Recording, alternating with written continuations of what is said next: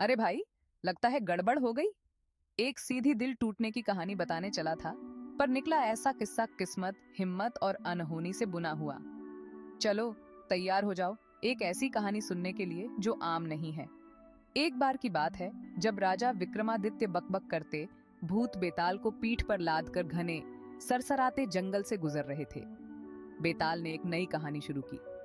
उसने बताया, ये कहानी है भागवती, एक विधवा और उसकी बेटी धनवंती की, जिन्हें भागवती के पति की मौत के बाद लालची रिश्तेदारों ने घर से निकाल दिया।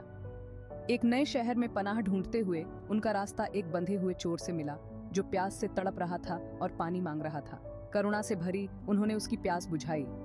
उनकी हालत जानकर चोर ने युवा धनवंती से शादी का प्रस्ताव रखा। बदले में उनके भविष्य को सुरक्षित करने के लिए एक छिपा हुआ खजाना देने का वादा किया। भागवती शंकालू लेकिन हताश इस उम्मीद में मान गई कि शायद उनकी किस्मत पलट जाए। अफसोस, उनकी ये खुशी चोर की फांसी के साथ खत्म हो गई। पीछे सिर्फ छिपे हुए खजाने का वादा रह गया। उसके रहस्यमयी इशारों पर चलते हुए भागवती और धनवंती ने एक बड़ी दौलत ढूंढ निकाली। फिर भी धनवंती को खुशी नहीं मिली, जो धन के बजाय खोए हुए प्यार का शोक मना रही थी। लेकिन समय के पास और भी कहानियां थी। एक धोखे से भरी दूसरी शादी भी दुख और चोरी के साथ खत्म हुई। इसके बाद भागवती का देहांत हो गया। धनवंती को अपने बच्चे के साथ अकेला और गरीब छोड़कर। उनकी किस्मत तब पलटी जब धनवंती के बेटे ने बहादुरी से एक राजकुमार की जान बचाई, लेकिन फिर उसे मरते भी देखना पड़ा।